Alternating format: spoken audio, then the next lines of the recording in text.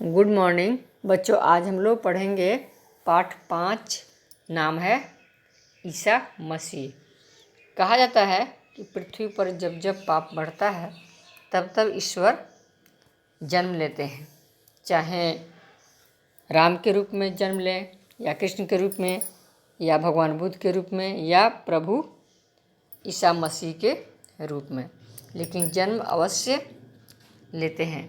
तो आज हम ईसा मसीह के बारे में जानेंगे कि उनका जन्म कहाँ और किन परिस्थितियों में हुआ और उन्होंने अपने जन्म से कैसे लोगों को प्रकाशित किया, ज्ञान का प्रकाश कैसे दिया।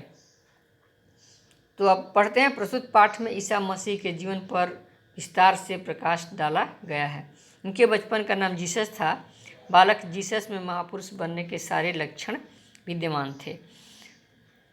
इन्होंने 30 वर्ष की आयु में ही घर त्याग दिया एवं जॉन नामक संत से दीक्षा लेकर 40 दिन तक जंगल में भटकते रहे। इसके उपरांत इन्हें ज्ञान की प्राप्ति हुई। आगे चलकर ये ईसा मसीह के नाम से प्रसिद्ध हुए। ईसा मसीह का प्रेम, भाईचारे और सहिष्णुता का संदेश आज भी जीवित है। अब पाठ पढ़ते हैं। ईसा मसीह संसार के उन गिने चुने महापुरुषों में से हैं जिनकी छाप समस्त मानव जाति पर पड़ी है।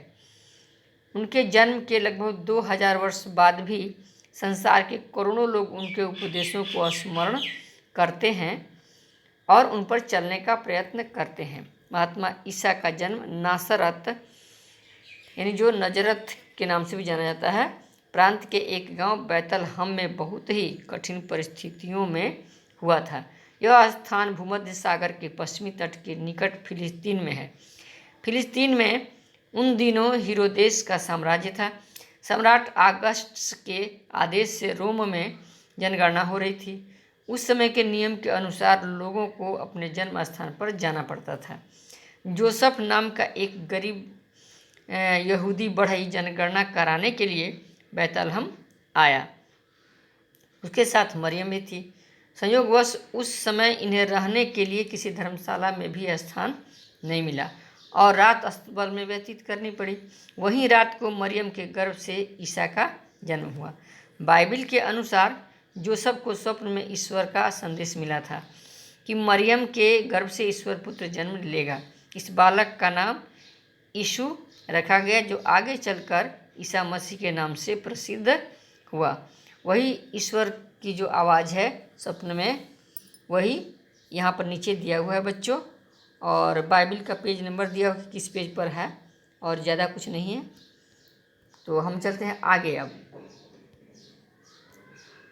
बालक जीसस में महापुरुष बनने के पूरे लक्षण थे।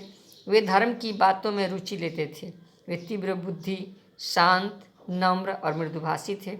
जो जो ईसा बड़े होते गए त्यों त्यों उनकी प्रवृत्ति संसार से हटकर ईश्वर की ओर होती गई। 30 वर्ष की अवस्था में उन्होंने घर त्याग दिया। उन्होंने जॉर्डन नदी के किनारे के जंगल में रहने वाले जॉन नामक महात्मा से दीक्षा ली। जॉन सादा जीवन बिताने वाले महापुरुष थे। जॉन से दीक्षा प्राप्त कर ईसा ने 40 दिन तक जंगल में रहकर उपवास किया। वे निरंतर ध्यान में लगे रहे, जिसके फलस्वरूप उन्हें ज्ञान की प्राप्ति हुई। इसके पश्चात ईसा ने अपना पहला उपदेश एक पर्वत पर दिया। धन्यवाद बच्चों। आगे हम लोग दूसरे दिन पढ़ेंगे। आप भी इतना पढ़ लीजिए और शब्दार्थ याद कर लीजिए। तब तक के लिए धन्यवाद।